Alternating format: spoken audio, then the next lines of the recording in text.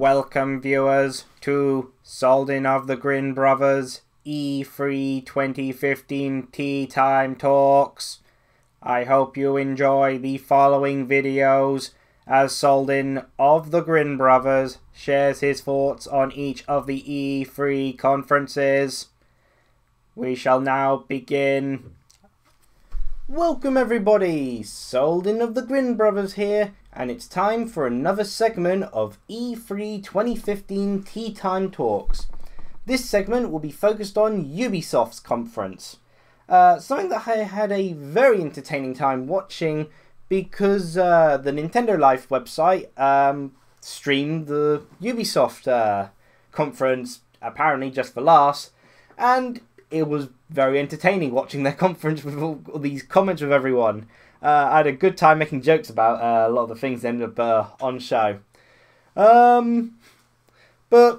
for Ubisoft's conference, I guess I'll just get into the things that sort of intrigued me to a degree. Nothing really sort of like grabbed me per se. There was no sort of game that sort of like I'm really looking forward to from Ubisoft, but there were some that were sort of like somewhat interesting. They opened off with South Park, the Fractured Butthole, and from what I saw of the South Park game previously, The Stick of Truth, it actually looks like a really cool game. Considered getting it at some point. Kind of wish it came out on Wii U, but I do have an Xbox One if I ever want to play it.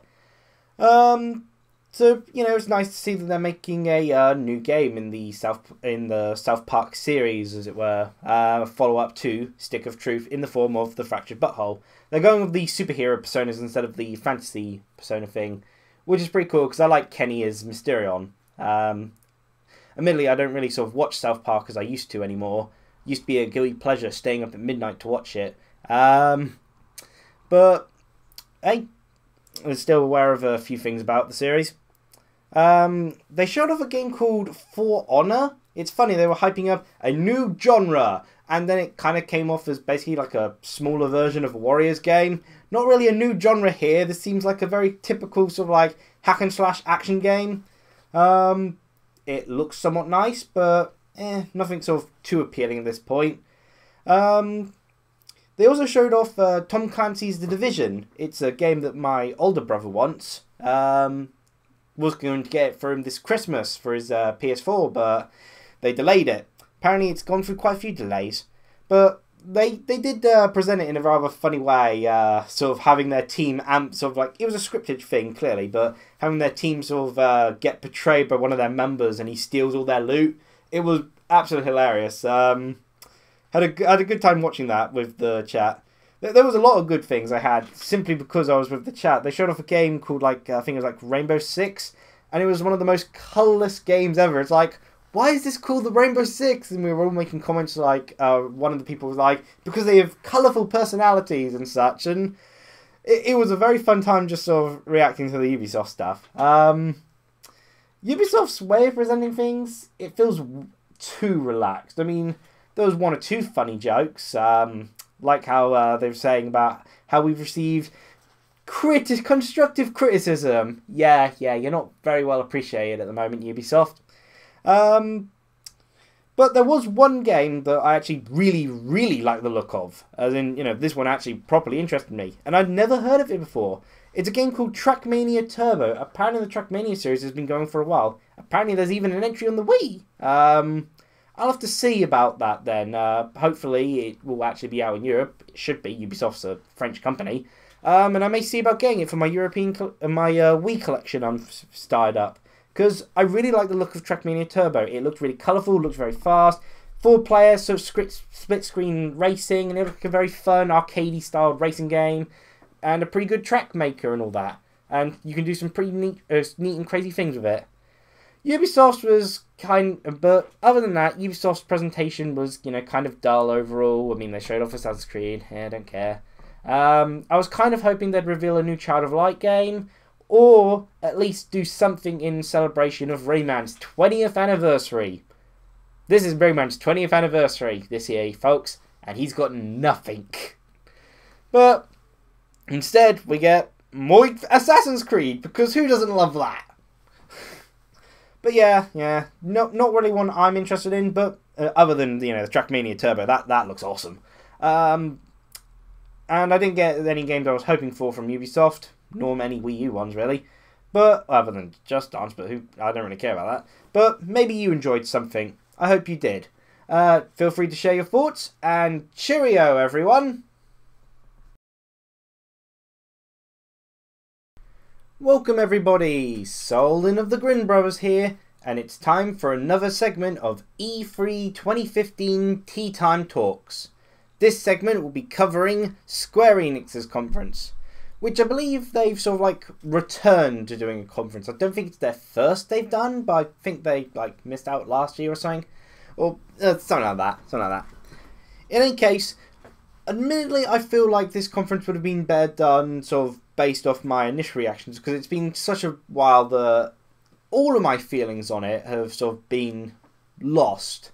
But I remember coming away from Square Enix's conference very pleased with it in a way, which is very strange because, you know, there are flaws with it which I felt were more evident with other conferences, and as in, you know, they shared the flaws, but I didn't feel they impacted Square Enix as much. And I don't know, a lot of people say they were too business-like, but I kind of like how Square Enix presented their conference. They had the developers and such come up on stage at the end, which was really nice, and they had them come up to sort of present each of the things. And Square Enix even had a bit of humour to it.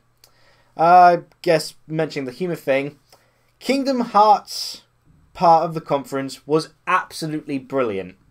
Mostly because they trolled everyone by revealing the Kingdom Hearts mobile game they'd been working on. They said, we've got a new trailer for you, shows off a Kingdom Hearts mobile game. And then they ended up showing off Kingdom Hearts 3. It was absolutely hilarious.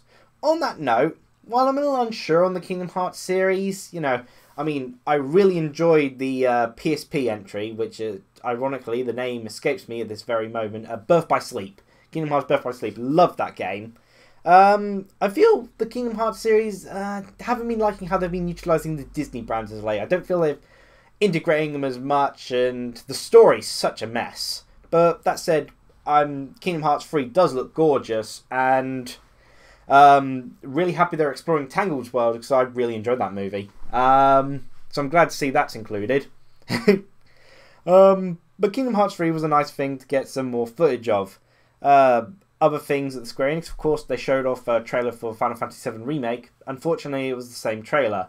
So there's not really much else to be hyped about that, because that kind of got shown off in Sony's. They made a big difference instead with Rise of the Tomb Raider, where they showed more gameplay and some sort of director's discussion on it. You know, a lot more than what they had shown off in the Xbox One sort of conference, which, you know, I feel they should have tried to explore more of the Final Fantasy VII Remake, given the, you know, they'd already shown it off in the basic trailer in the Sony conference. But Rise of the Tomb Raider, while I probably won't get it, does look pretty cool, and I like sort of hearing Square Enix talking about it, and I felt they did a good, nice job of showing it off and showing their thoughts on the game. They started off the project though with the conference though like Just Cause 3, which admittedly strikes me as effectively a version of Far Cry that I myself would actually enjoy. It's, you know, third person and seems to have more of a sort of story and based character to it. So I've been watching my brothers play Far Cry, and it doesn't interest me for the faults which seem to be lacking from Just Cause 3. Again, not a game I'd get because I would be coming onto the franchise at a point. I have no idea. But yeah, I actually really liked sort of seeing it at the start, and I really liked the explanation that got delivered for it at the beginning. I heard some people criticise this, like the explanation. They said like they made it sound boring, but again, I really enjoyed hearing about all this. The Nier new project, I think I remember Nier as like, was it like a top-down style game? I can remember bits of it. I heard it like threw lots of things together, but it did interest me back in the day, if I'm thinking of the right one. But the Nier new project, that looks pretty cool. Oh, from what little we saw of it, though I think the cool factor mostly comes from the fact that Platinum Games are working on it. Which Platinum Games, they're the true winners of E3. They're involved in just about everything. and Square Enix showed off a little bit more of World of Final Fantasy. That still looks pretty interesting to me. And they also showed off something called Star Ocean 5, Star Ocean Integrity and Faithlessness, which was getting me interested at first, but then it's like, oh, it's not a turn-based game. It's more of a Tales of style game, which, okay, that's pretty cool, but, you know, it's probably not something I'd be going out of my way to get. Maybe if it's on Xbox One or Wii U, I may consider it, but yeah, Square Enix's, I actually, even though there wasn't much to sort of particularly grab me, I kind of feel, and, you know, they didn't have many sort of like 2015 games, you know, but they had some. They had Just Cause 3, they had Rise of the Tomb Raider, and I believe the new Hitman's going to be 2015. I kind of feel like Square Enix presented themselves the best out of all the conferences. And in a way, although I don't think any of them were particularly good this year, if I had to say a winner, I'd probably say maybe Square Enix. You know, again, if I was forced. But yeah, I enjoyed watching Square Enix's myself, even though there wasn't much to interest me in it. It's a very odd way. I just liked how it all went about. I'm expecting opinions to differ quite a bit on this, because I've already heard quite a few very different opinions on it. But feel free to share your thoughts on the Square Enix conference. And I hope you enjoyed it, like I did. If not, well, feel free to state why you didn't enjoy it. So then, that was Square Enix's conference, so cheerio then!